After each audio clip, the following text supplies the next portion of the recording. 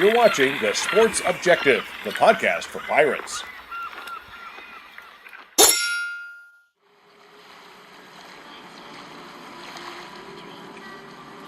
You're listening to A Pirate's Life for Me on The Sports Objective. Join us every Friday at noon as we catch up with a member of Pirate Nation. Here's your host, Bubba Rosenbaum.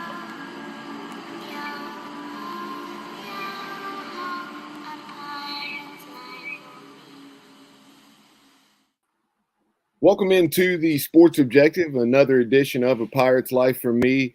We're just over 24 hours until kickoff between the Pirates and the UCF Knights on Saturday at Dowdy Ficklen Stadium, 7:30 on ESPNU.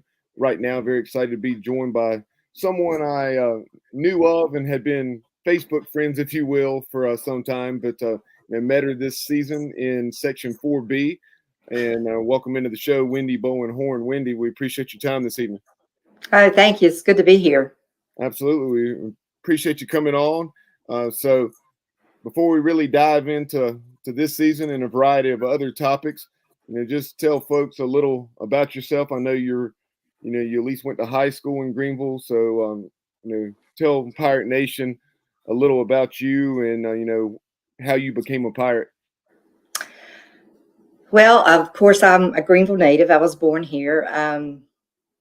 Part of my high school years were at West Craven in Vanceboro, and then half of my junior year and senior year transferred to D.H. Conley. Funny, I didn't know what I wanted to do when I was 18 years of age, and I went to East Carolina, and I think I pulled a 1.9 that semester, but you know how it is when you're a freshman, and it's party time, and back then, without saying my age, you could drink at age 18. So I left and went to Pitt Community College and got my associate degree in medical transcription, which I did for about 8 years. And then when I got a little bit more serious about my life, I went back and got my BSN at East Carolina. So before you attended East Carolina, and just talk about, were you a Pirate fan then? Did you attend games having grown up in Greenville? And how many games were you attending and that kind of thing before you actually, became an ECU student? I laughed when I saw your question about did I grow up being a Pirate fan. I remember ECU being really small, and it was only like 15,000 students when I returned in 90. But when I was in school back in the 70s, and now I'm really getting close to telling my age, everybody was either a Carolina or NC State fan. You either wore Carolina blue Converse tennis shoes or NC State red tennis shoes. And of course, mine were, I had brain damage back then, so mine were Carolina blue. But, and then as I got older, I attended games, once I was free to go with friends and do things like that. I attended games at ECU, and that's really when I got really passionate about being a Pirate. And, my friends tell me all the time I have no filter, and I don't. I am very passionate about the Pirates, and as we go along, I'll tell you some of the situations I've been in when I asked somebody if they were a Pirate Club member, and they're answering what I said back. Yeah, I'm sure you have received some interesting responses. Look forward to hearing those stories when we circle back around to the Pirate Club. But just as you look through the years, you reflect on some of the games that you have attended, and obviously there are tons of games down through the years, both in Greenville and then road games. What are some of your top memories that come to mind of Pirate football? Oh, wow. Well, everybody would say the 92 Peach Bowl, but one of the best games to me was we went down to South Carolina and we had Scott Harley. I think it rained 3 or 4 inches during that game, but Harley ran all over the Gamecocks. I mean, I can't even remember how many yards that kid ran.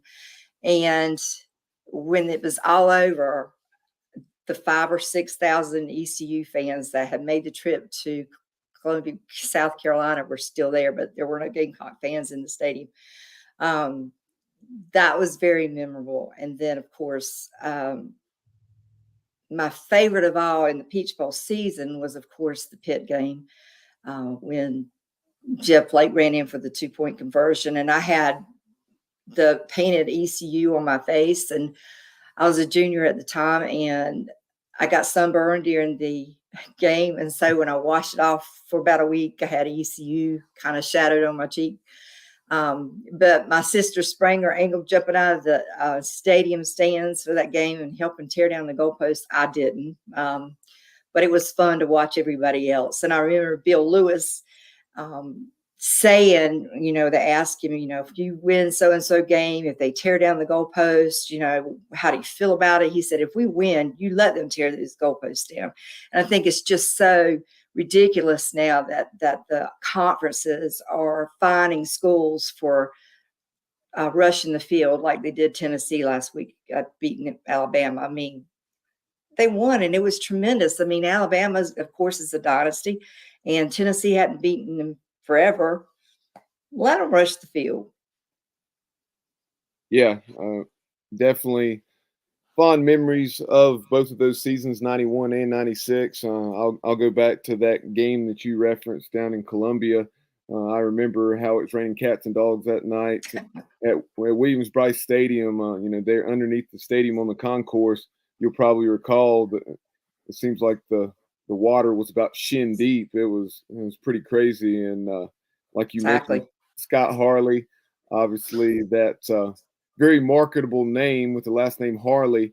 And not only did he do that to South Carolina that year, later on against NC State, he ran for 351 yards, following up that 291 that was in Charlotte performance against the Gamecocks. But both of those games were in the mud, and there were obviously all kinds of jokes about Harleys were meant to be ridden in the mud. But remember that performance by Scott very well, and we've talked to him about that on a couple occasions on this show, and it was funny watching the Gamecocks leave early that night. And I mean, I've been to every venue that the AAC has except for Cincinnati. And since Cincinnati is going to the Big 12 after this year, I'm going to go to Cincinnati this year. Don't know what the outcome will be, but I figured what the heck, it'll be fun. So, but I do find that the fan base in the AAC, there's no nice fans in Florida. They're just obnoxious. But Tulsa, I've been there twice. Houston, fans were just phenomenal. And what I felt so bad about Central Florida, when I was walking to the stadium, there were all these tents at the tailgate, but they were Miami, Florida State. And I was like, you would never see another school in our parking lot, not unless we were playing that school. It's just kind of sad that so many other fan bases. I mean, I don't know if I even saw a Central Florida tent, to tell you the truth. I thought that was sad because the Pirate Nation is it's pirates or nothing, So I really did appreciate what we have here in Greenville, and hope that a lot of people appreciate what we have here in Greenville, because to me, there's nothing like it. Definitely a special place. And as far as UCF is concerned, the one game I have been to in Orlando, it was back in 2006, the second year of the Holtz era. And then that was when UCF was still playing at the Florida Citrus Bowl, as it was called then. And, my parents have been to at least a couple games there at the, quote, bounce house on campus. I've been to the stadium, but not to a ball game. But it does bounce. Yeah, it's definitely a good atmosphere from what my parents said, and from other Pirate fans, friends of mine who've made that trip. But you talk about going to UCF and how you've been to so many venues, both within the conference and then I'm sure non-conference as well. What are some of those trips that stand out? I'm not sure which ones you've been on, obviously, but be it a of Florida or Tennessee, Auburn, Alabama, whoever? Okay, let's see. I did go to the Swamp when we played a few years ago. I Um, was there that night. oh Lord, it What a rained a lot heartbreaker! for that game. And it was so funny because I remember that we tailgated with a bunch of Florida fans, and they were the ones in the stands that were around us were like, "Man, y'all are like LSU fans," you know. I figured that's a compliment, but because we were loud, the few of us that were there, we tried to be as loud as possible. Um, of course, I've been to Chapel Hill a few times when we played there, and um, I have been to Virginia Tech. Virginia Tech is one of the coldest places I've ever been to, except for Marshall. Um, I remember probably 97, 98, we played at Virginia Tech. It was snowing before the game. And when I walked out of that stadium, I literally could not bend my knees. I looked like a duck walking out because I was totally frozen to the bone. It was really, really cold. I remember And that. of course, NC State, been to NC State and Wake Forest and Duke. And of course, most of the ACC schools we've been to. I'm looking forward to going to Michigan this coming season. We've already Absolutely. planned for that. And so my goal is the Big House, Ohio State, LSU, and the Rose Bowl. That's on my bucket list. So hopefully at some point in time, I'll get to reach those goals. So Michigan playing us, that marks one off. Since you mentioned that Virginia Tech game in '96 up in Blacksburg at Lane Stadium, where it was snowing, I think even more so perhaps in the pregame. Right. That was shortly after Marcus Crandall had gotten hurt the previous week against Arkansas State, and Dan Gonzalez was the quarterback. But Lori Gibbs Johnson chimes in on Facebook saying the coldest we had ever been was at that game. True. But yeah, I've been to South Carolina, West Virginia, and Virginia Tech probably at least about 5 times a piece, and there were several trips that I would have loved to have gone on, like Auburn, Tennessee, Alabama, that were taking place, when I was growing up playing football. So I couldn't make it, and I know very rarely. I mean, my dad was, pretty much at all my games, but I know he had the opportunity back in '93 to go out to watch us play at the University of Washington, which was very unique.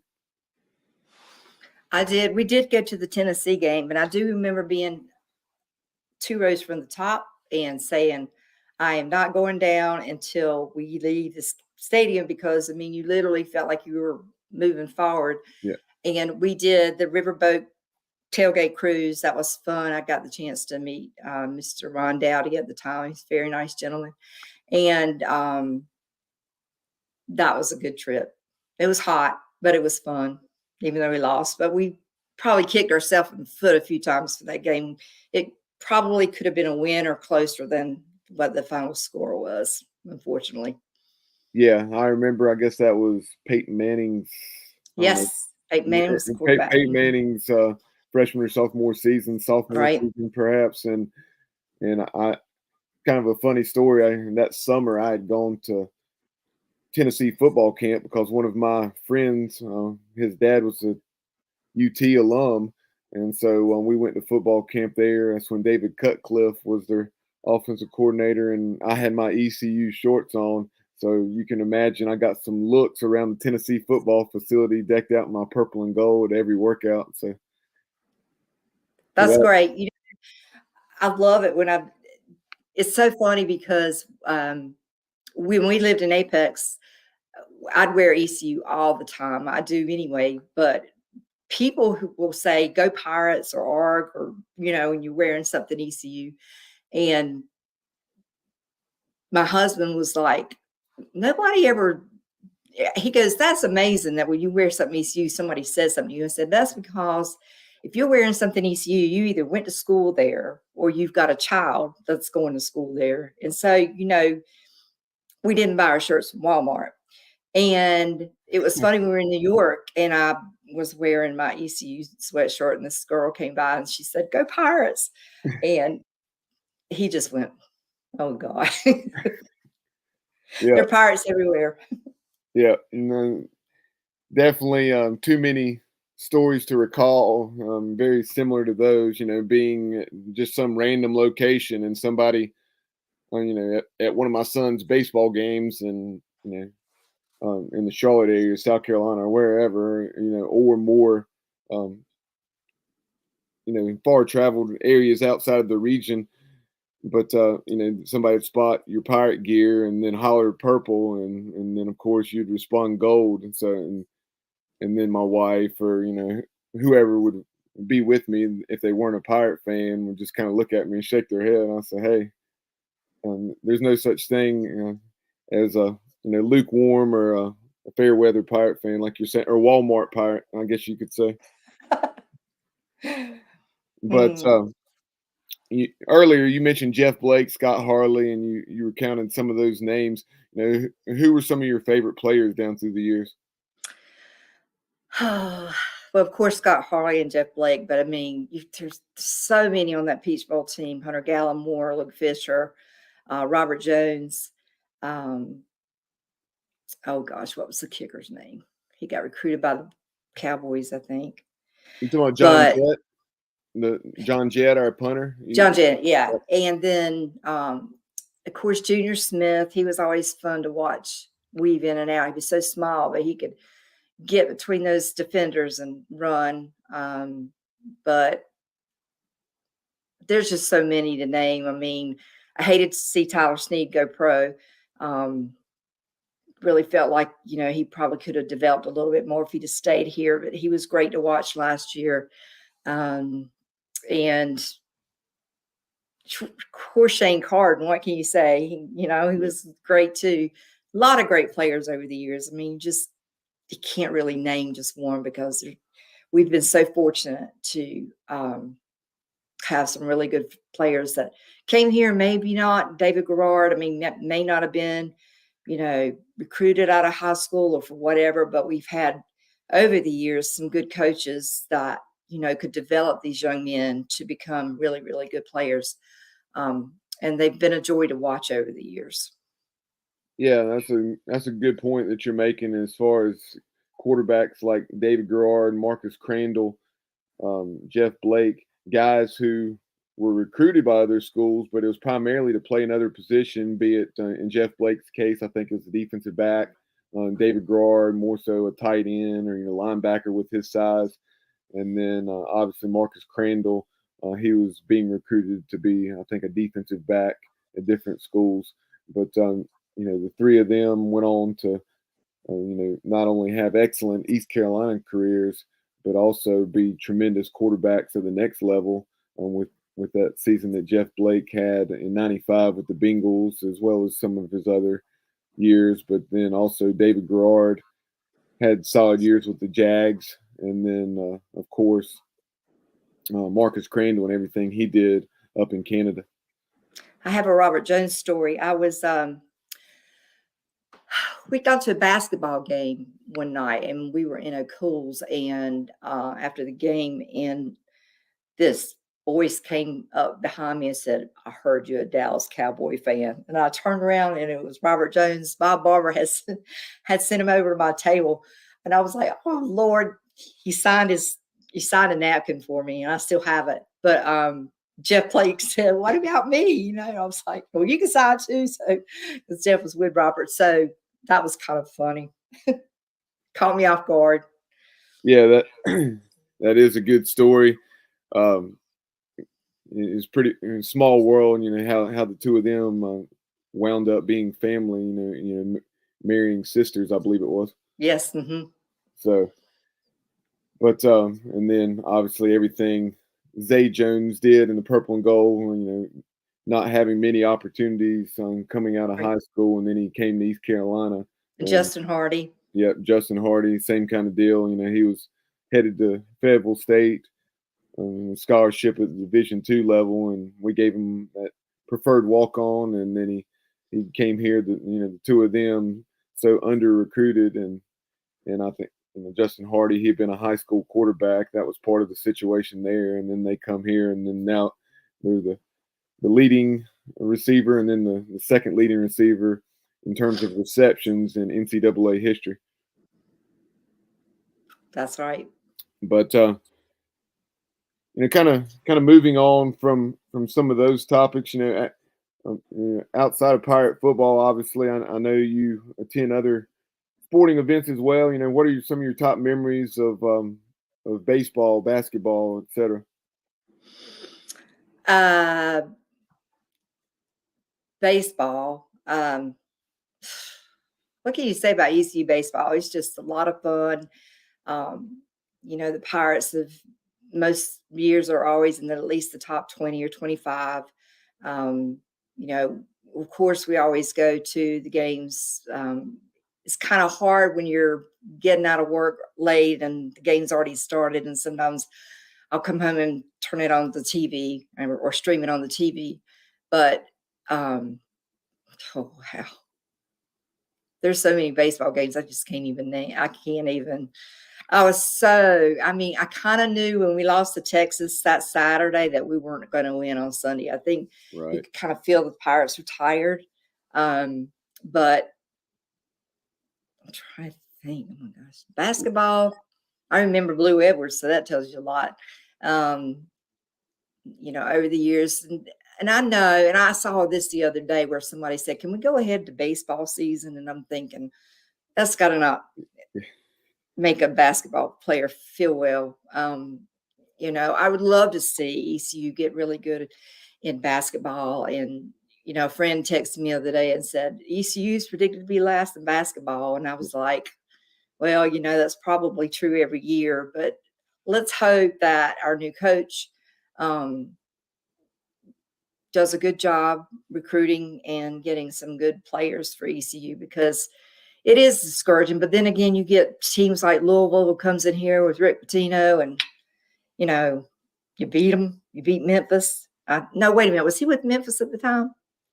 I'm sorry, say that again. Rick Pitino. Rick Pitino. He was with. Was it Louisville or Memphis? Louisville. He was coaching. Yeah. Okay. Yeah. Because he his first trip to Minges, we beat him. Right. They're in the first year in CUSA, and Rick Pitino, when he was entering the arena, those gold mats there at that end of the arena where the visitors used to enter. Rick Pitino tripped over the mat. It was a pretty funny scene. Of course, the Minges Maniacs went crazy, and Coach Pitino was pretty ticked off.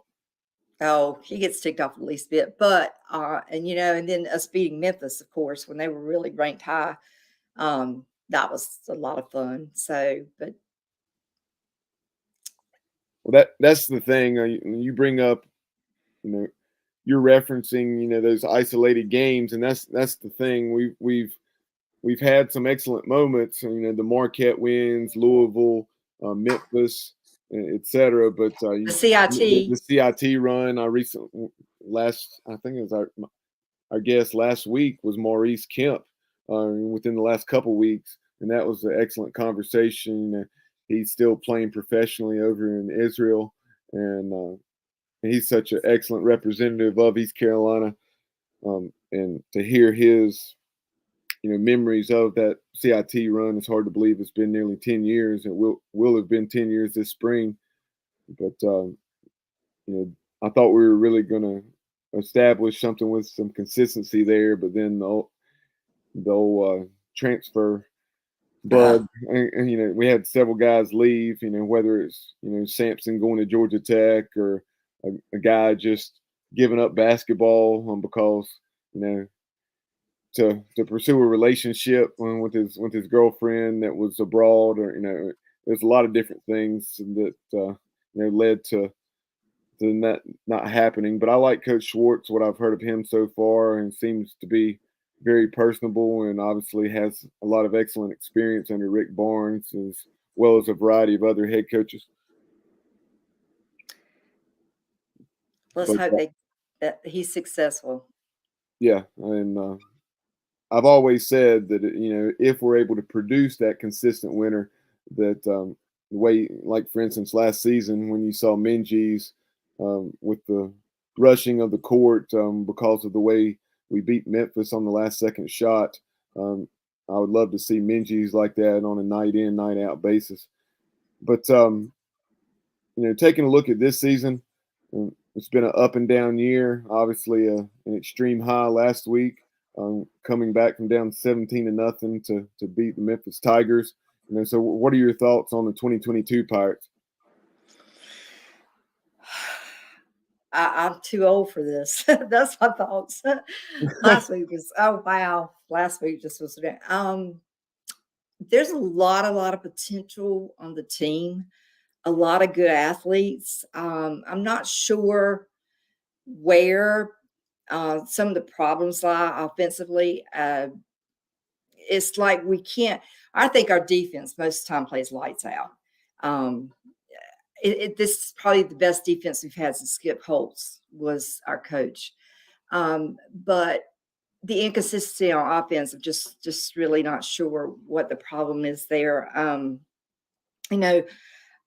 I think Holton, he's got the potential.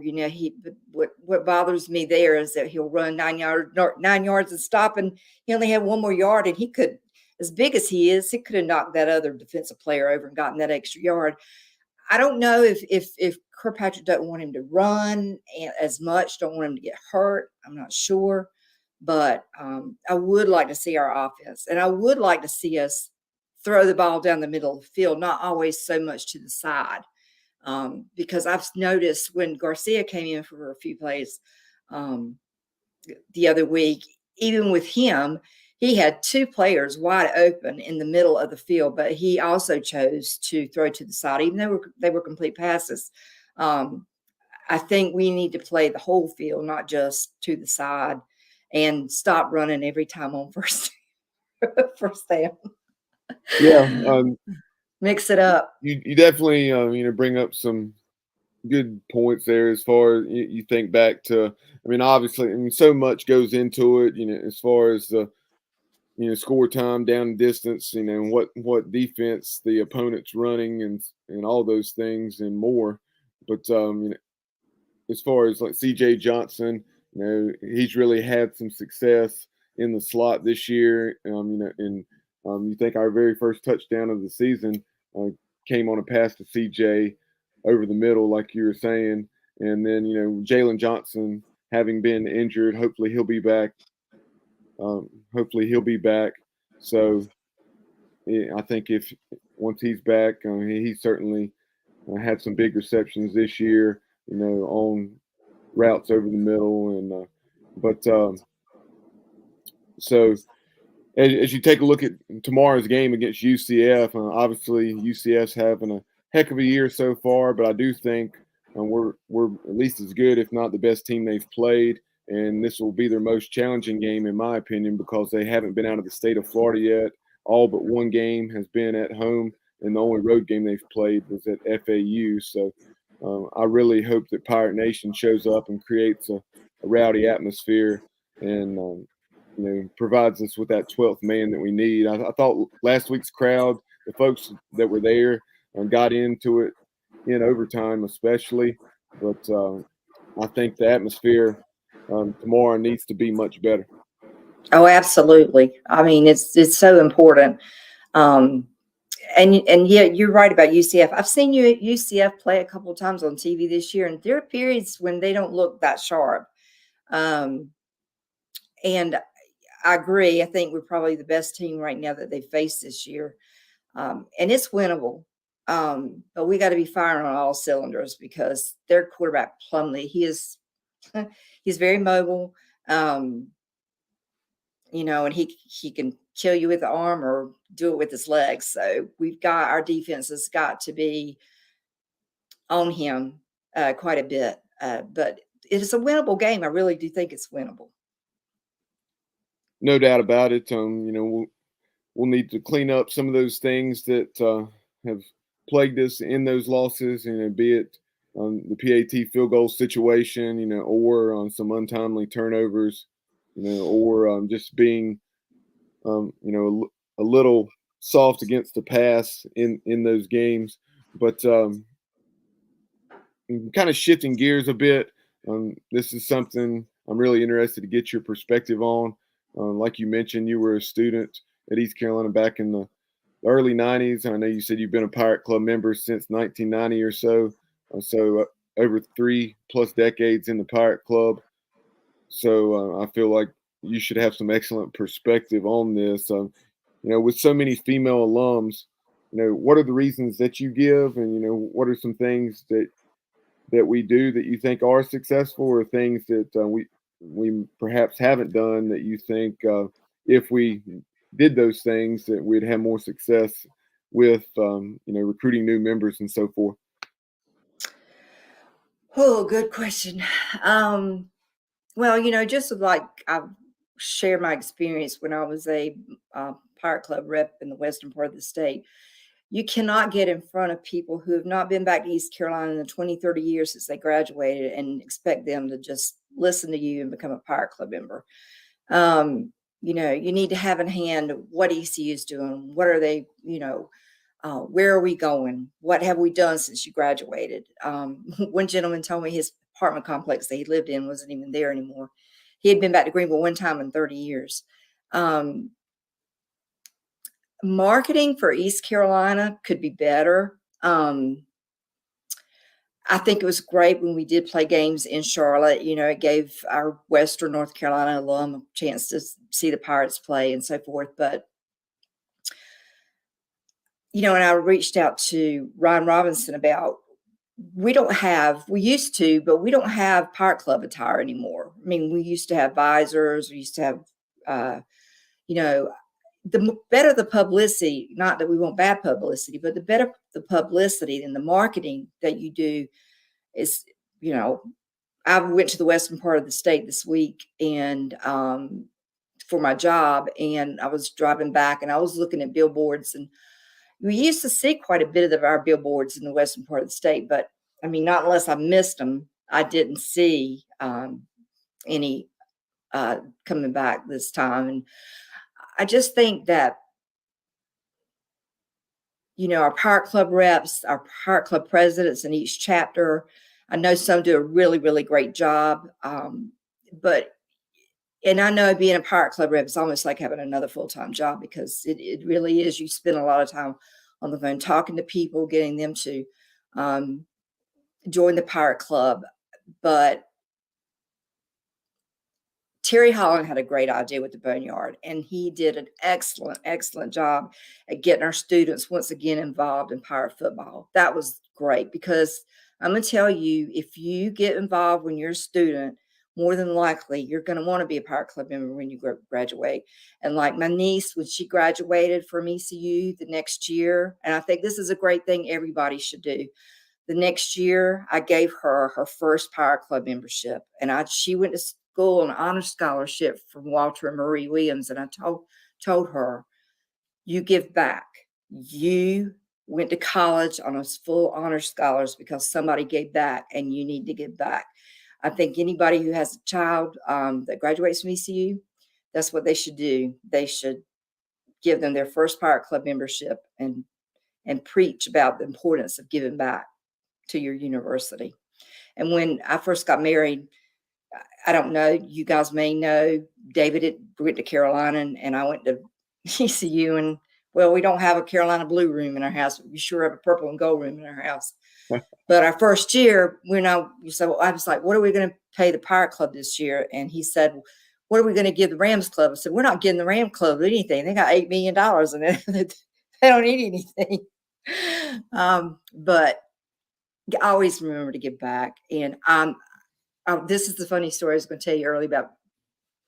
My friends tell me I have no filter. We were at the Virginia Tech game one year, and Logan was our coach at the time.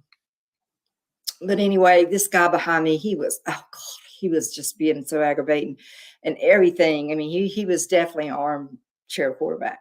So I finally turned around and looked at him and I said, are you a Pirate Club member? And he said, no. I said, well, I tell you what, when you start contributing some money to the Pirate Club and you help out the product that we have on the field, then you've got every right to sit up here and criticize. But in the meantime, if you're not a Pirate, and the funny thing of it is, that guy ran into me the next year and he made a point to come and tell me that he had joined the Pirate Club. So, Well done. Well done. Perry Hudson, Mark Meltzer, all the other excellent chapter presidents and reps would be very proud of you with that story there. And even though I'm not a Pirate rep anymore, I'm always encouraging people to become Pirate Club members. Yeah, that's awesome. And you talk about it definitely is a big commitment, and that's something. The point you brought up about the young grads, and it's a good one. And the thing about it is that the young grad Pirate Club, the first year is free. So and this may very well already be getting done. And I'm sure there may be some obstacles there, perhaps that I'm not aware of. But you think this year alone, there's about 6,000 graduates, and obviously there are those who just go to East Carolina to go to school that could care that simply do not care about athletics, and that's fine. That's just part of it. But there are a lot who are, and you need to find some ways to get those people involved, especially that first year is free, and educate them on why it's important, and then also perhaps something like an ESPN Plus subscription. That's an excellent idea that my co-host Kyle had, because now there's been such a big movement, not only with football but with basketball and baseball, with ESPN Plus. So tying something like that in, you have you might need to raise the minimum gift, but you could work that out to find a way to that ESPN Plus subscriptions. It's no more than about $15 a month. I'm not sure, because I know it started off $5 or $6, and it's gradually increased like everything else, but it's still pretty inexpensive. So I think something like that would be good, because they're a good point that Pat Lane, a longtime donor of 4+ decades, who graduated from East Carolina back in the '60s, and something that he brought up is that the value of a season ticket, especially to those young grads where they don't have as much money and they can't get to all the games, that you have to find some other ways to provide incentives, besides just giving back to help the program, as much as you want that to be the case. And not everybody's going to do that. That's true.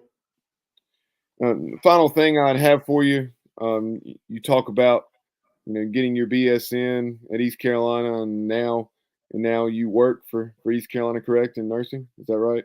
Yes, I'm an infection control nurse. So you're talking about traveling this week, and just talk about within the last several months or year plus, it becoming ECU Health, and someone in the medical field. Just talk about that importance, and you taking pride in that.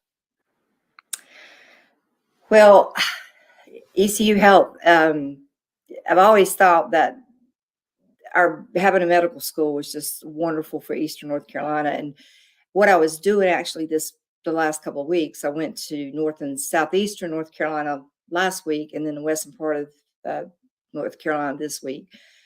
I was going to our rural dental clinics doing infection control inspections, and it's heartwarming to know. I mean, some of these places are really backwoods, but ECU's done a really great job of building some very nice facilities for those patients, and it touches me that like ECU's motto is to serve, and so many people in these areas would never get dental care if it wasn't for what ECU is doing with their outreach dental clinics. And I do know that ECU Health and ECU are in the process of doing the same thing, or reaching out to the more rural areas as far as medicine is concerned. It would be nice if everyone was educated enough to at least do telehealth. That's another up and coming thing with the university, because if you can't make it to the doctor's office, and of course, if you have COVID, they don't want to see you anyway. But you can talk to your physician, and you can, tell them what's going on. Of course, there again, there's some places that don't even have internet access in the very, high mountains, very rural areas, but there's just so much that the university and ECU Health Medical Center want to get done to help the less fortunate of North Carolina, and I think that's really great. So something I failed to mention that I certainly wanted to circle back to, and that is, obviously your husband David, who you've referenced on a couple occasions, and talk about his involvement with the Pirate Radio and Pirate Sports Radio Network. Obviously, it used to be Learfield IMG College, now it's Playfly Sports. But talk about what he's been able to do with that outfit, and being alongside Jeff Charles for a lot of moments over the last decade or so. Oh yeah, like I said, David's a Carolina graduate, and he worked with Woody Durham and Nick Mixon at Chapel Hill, and then he came here, and for a little while he did work for the Pirates early on. When he moved back here and was working with Henry Hinton at his station, but we moved away and we were gone for about 20 some years. During that time, though, the engineer for Tar Heels just quit 2 weeks before football season, and Woody Durham was like, "Where's David Horn?" So David did go the year of 96, 97, when the Tar Heels went to the Final Four. David got to do that, and that was fun for him.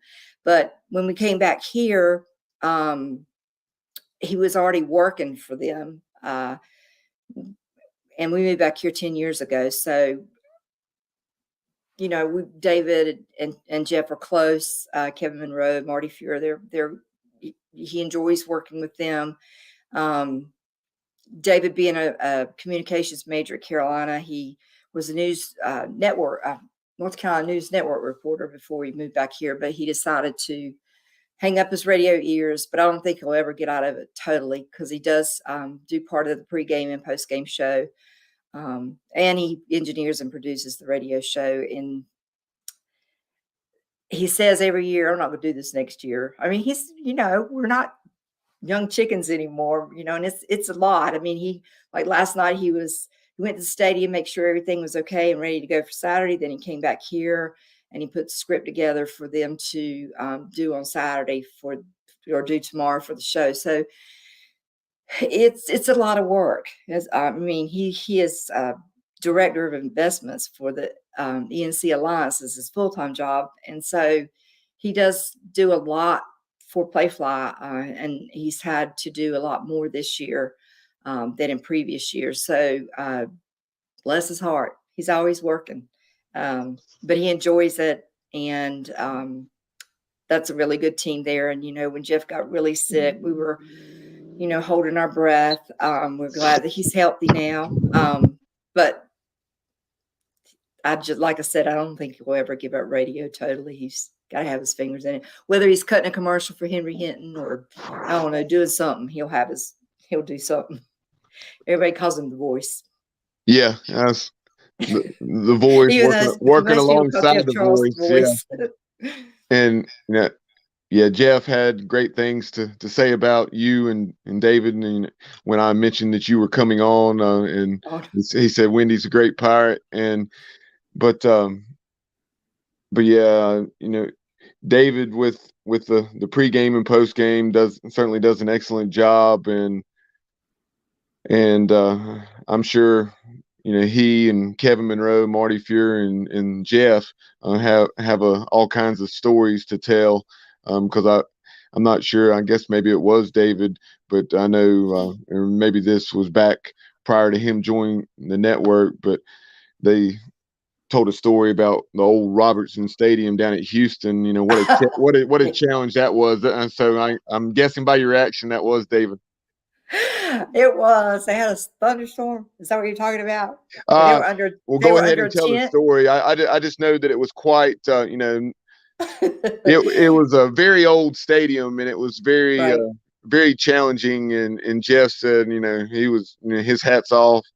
His hat was off to David for the excellent job he did dealing with a tough situation.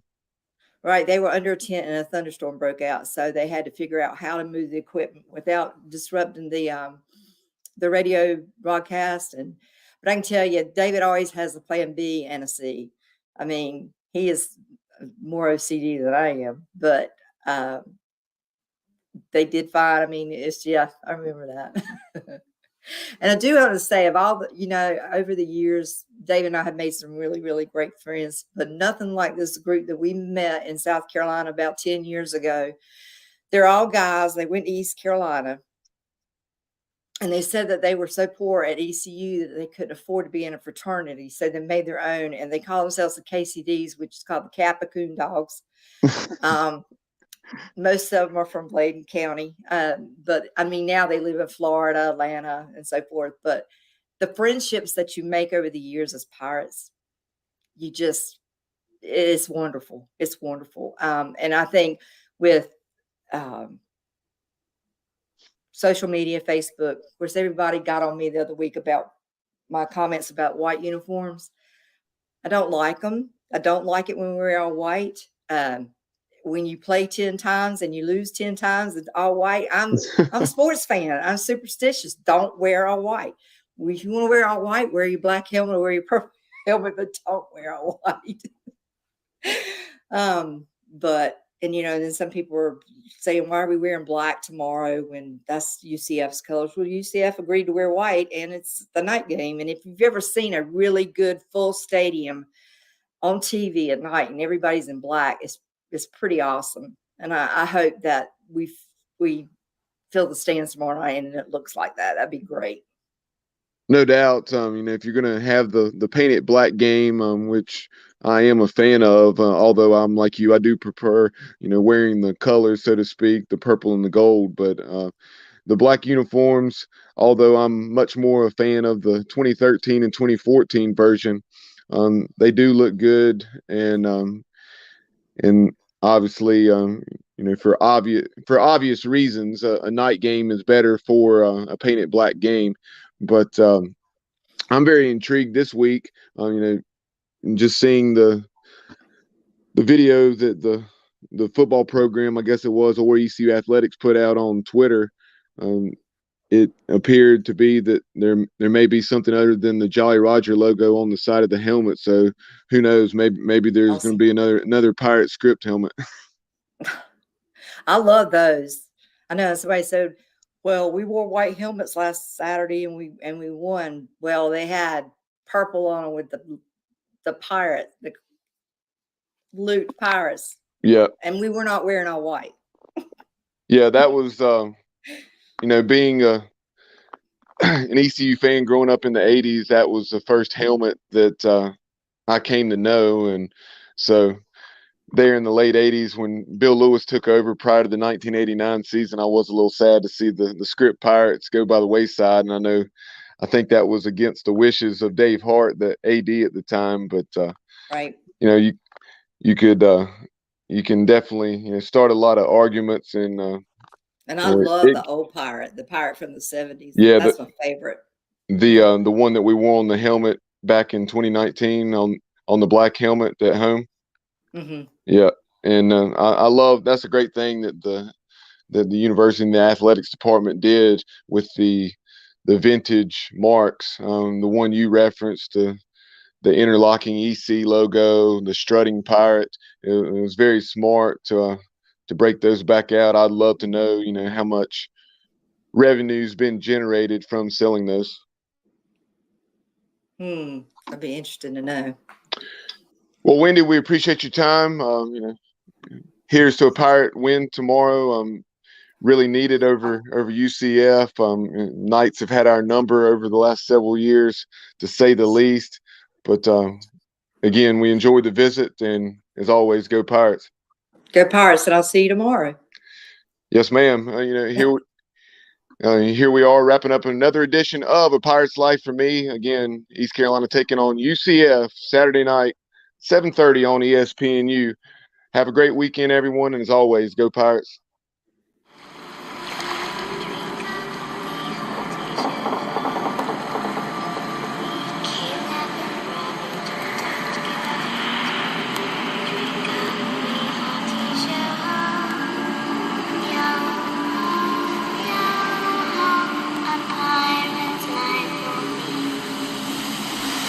watching The Sports Objective, the podcast for Pirates. Yeah, my heart is purple and gold. I'm a